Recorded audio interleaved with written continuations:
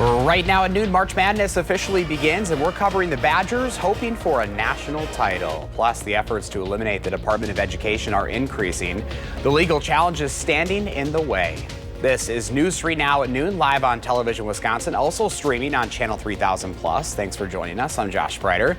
March Madness officially begins in just under 30 minutes. The third-seeded Badgers are hitting the court in Denver at Ball Arena. They'll take on the 14th-ranked Grizzlies. The Badgers say they're battle-tested and built for the moment. Kamari McGee adds, quote, "We have a good group of guys who play together, a good coaching staff, and we're willing to do whatever it takes to win," end quote. With confidence and experience on their side, Wisconsin players say they are locked in and ready to make history. You can watch the game on TNT. News 3 Now is in Denver with team coverage. We'll have post-game reaction in our later newscast along with channel3000.com. With the Badger game starting shortly and being over 12 hours away, fans here at home are having their own watch parties. Our Tanisha Shah is at one of them. She's live at Nitty Gritty in Madison, where lines are out the door for fans wanting to watch the game live. Hi, Tanisha. Hey Josh, yes, when I was outside here at the Nitty Gritty, I saw fans packing the door, trying to get in to make sure they had their seat to watch the game against the Badgers in Montana, in Denver. And let me tell you, there's more than one reason to celebrate or more than one team to watch today. There's also the state basketball tournament for high schoolers here in Madison as well. And that's actually right around the corner from where I'm at the Kohl Center. So if you look around, there's going to be a lot of fans and a lot of different jerseys just really showing their pride today. And Josh, as you said, it's a countdown. Right now, we are counting down to that big game, opening up March Madness with the Badgers in Montana. And of course, we're sending much love to the Badgers. And again, Josh, as you said, we have crews out there. We have Armand and Zach out there covering the game extensively. And I'm covering fan reactions here. So we're going to get everything you need to know about March Madness and more today throughout the evening and hopefully throughout the month as well as they progress in this tournament. Josh, I'm going to send it back to you, and I'm going to talk to some fans and see how they're feeling. Reporting in Madison, Tanisha Shah, News 3 Now. All right, Tanisha, thank you. More Badger news now. The Wisconsin women's hockey team begins their quest for the 8th national championship tomorrow. They're facing off against the Gophers in Minnesota. Our Andrew Banstra will be live with the latest coverage from there, continuing our team coverage. News 3 Now and CBS is your home for March Madness. There are programming changes you need to know about. Of course, if you're watching us right now, you know about these changes already. You can find your favorite News 3 Now newscasts always streaming on channel3000.com and the Channel 3000 Plus app, along with our sub-channel Television Wisconsin. That is 3.2 over the air. Our newscast will air in special times following the March Madness games on CBS. The graphic on your screen explains where you can find what newscasts and when. We also have that available on our website, channel3000.com. Well, time now for your certified most accurate forecast. First for meteorologist Savannah Brito is out on the weather patio. It's the first day of spring, though it doesn't really feel like it, Savannah. I know, Josh. Temperatures are still hovering right around freezing level. Definitely doesn't feel spring-like, but once we get into tomorrow, it will. So the second day of spring will feel much more like it out there. Still pretty breezy. You can see the winds whipping around kind of the trees and branches behind me. At least we have the sunshine out there, though. We're at about 18 miles per hour still in Madison. These are all winds that are sustained, the speeds, but when you factor in the gusts, those are a little bit stronger. Not as strong as what we had early this morning. We topped out at about 45 miles per hour in Madison. Those are gusting still around about 30. That can be expected for the rest of the day. So the big story, the breezy conditions, and it's cooler. Like I mentioned, still at 32. For the most part, a lot of areas across Dane County holding at that 32, but we have a couple areas at 33 or even 34. Some spots still chillier. Camp Douglas at 29 this afternoon. And then Waukesha, one of the warmer areas, they're closer to the 40-degree mark. Those spots towards Milwaukee could even reach 40 degrees. We will see temps reach 38 here in Madison, and then we're going to fall overnight under mostly clear skies into the upper 20s. That's all ahead of a warm-up for tomorrow. We'll have those details and how long the warm-up's going to stick around. Also time out your next chance of precipitation, if that'll be rain or if it'll be snow in just a bit, Josh. All right, Savannah, we'll see you in Maine weather in just a few minutes. Thank you. Sounds good. Two suspects are now in custody for the homicide of 23-year-old Kyle Thrasher. He was shot and killed at the BP gas station in Pleasant Springs on March 7th. In a news conference, Dane County Sheriff Calvin Barrett says this was a pre-arranged meeting between the two that turned deadly when Thrasher was robbed and shot while sitting unarmed in his car. 18-year-old Creed Moore and 24-year-old Dwayne Johnson have been identified as suspects. Moore was arrested in Tennessee and Johnson in Georgia. Both are facing multiple felony charges and are awaiting extradition to Dane County. Administration officials say President Trump plans to sign an executive order today to begin dismantling the Department of Education. Whether to shutter it completely is up to Congress.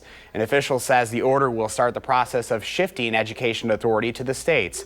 Trump says the DOE is a sign of federal overreach, but it's unclear how many states want to take over its responsibilities.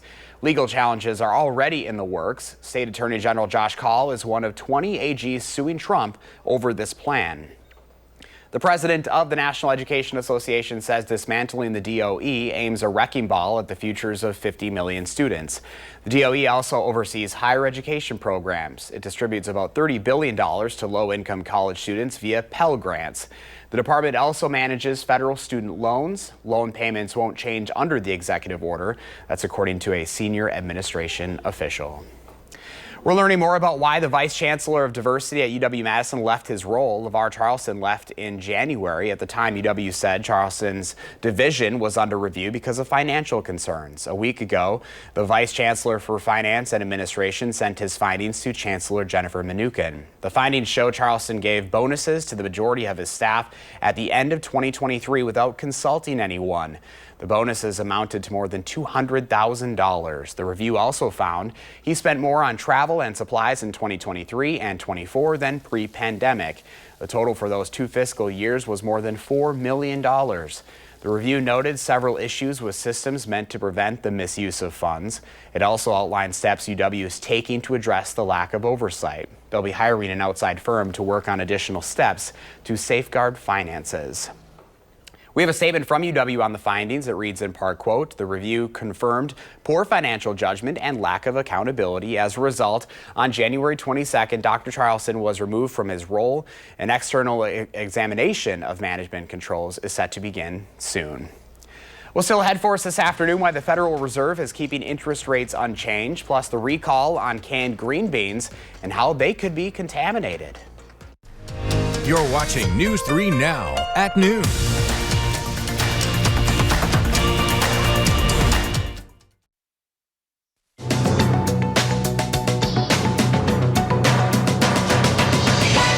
The Federal Reserve kept interest rates unchanged at the end of its two-day meeting Wednesday. Fed Chair Jerome Powell pointed to high certainty about the impact of President Donald Trump's trade and other economic policies. Added Powell, the chance of a recession, quote, has moved up, but it's not high.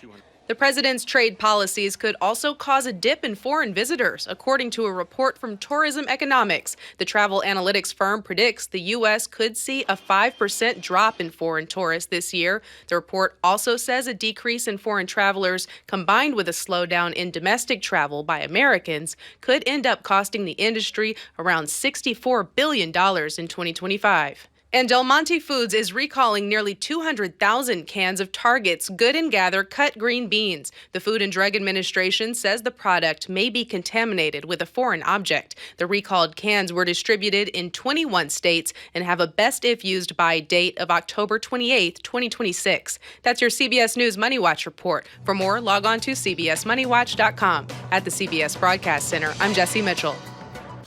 Here's a look at the stocks at the noon hour. The Dow's up 78 points, NASDAQ down 27, and the S&P 500 down 3. Happening now in the 608, vote for a local veteran you think is deserving of the Spirit of Service Award. Our partners at Vortex narrowed the more than 200 nominations down to these final 5. Voting is now open on channel3000.com through March 30th. You can look for their stories on News 3 Now and our mobile app. A winner will be announced April 2nd. That person takes home $5,000 presented by Vortex.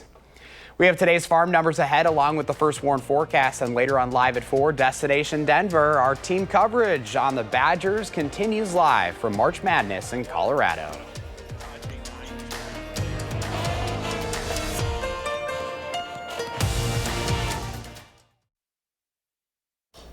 Pam Bianchi is out of the radio barn this afternoon, so here are your farm numbers.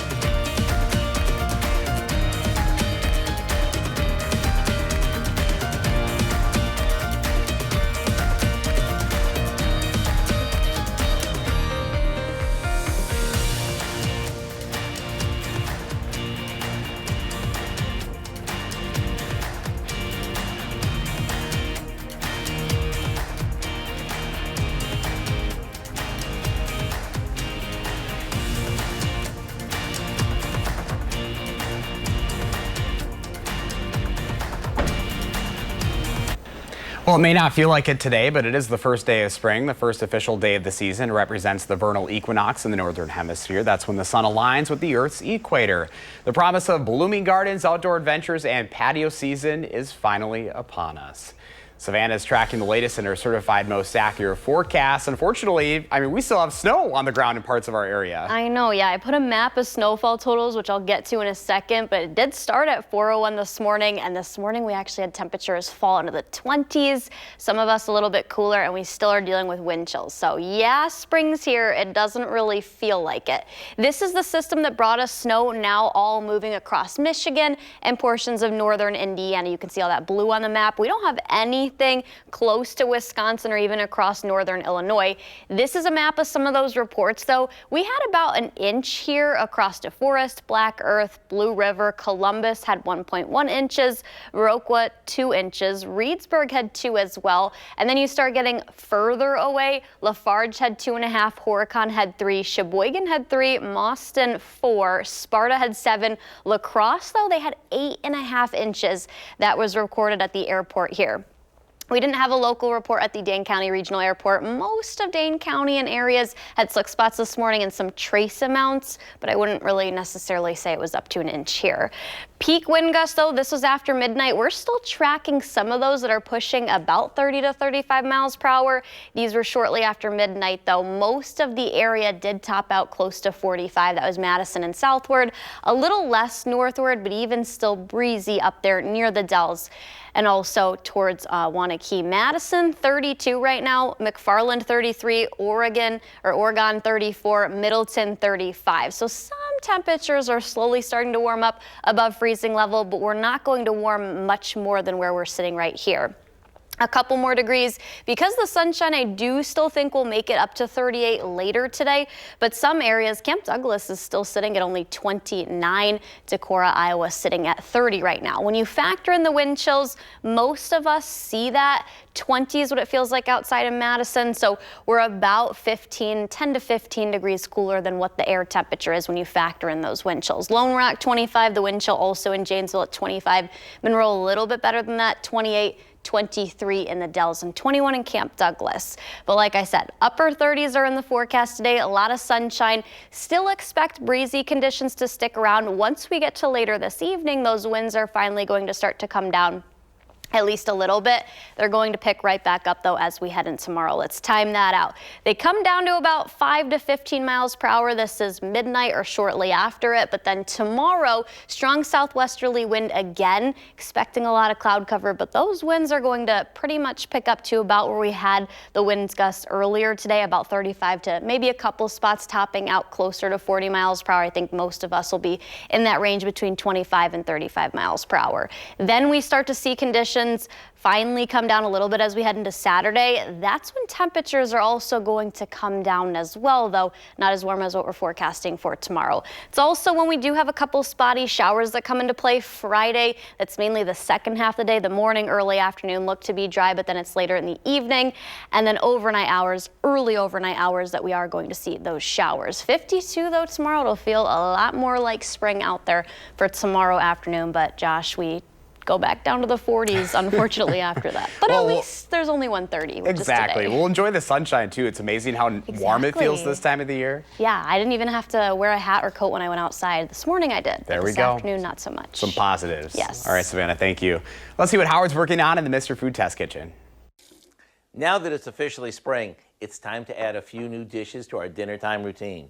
So, what do you say we make a farm stand favorite that combines a bunch of spring veggies with a yummy lemon vinaigrette? Sounds pretty good, doesn't it?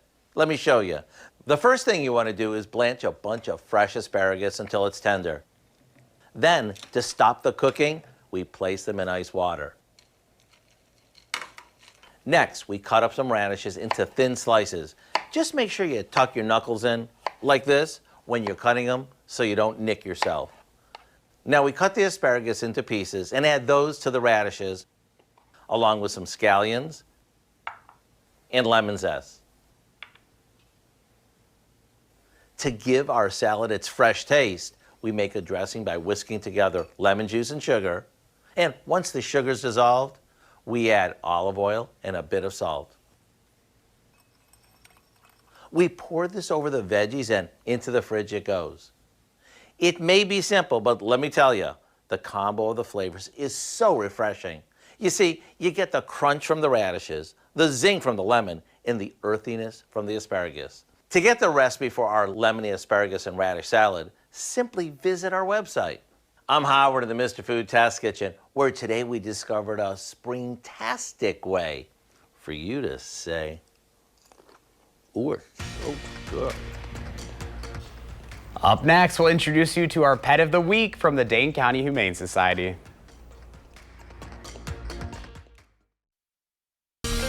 Time for Petentially Yours here on a Thursday afternoon. Lisa Bernard from the Dane County Humane Society is here with our pet of the week. Who is this, Lisa? This is Chloe. Oh my gosh. So adorable. She's so cute. I know. She's nearly 2 months old.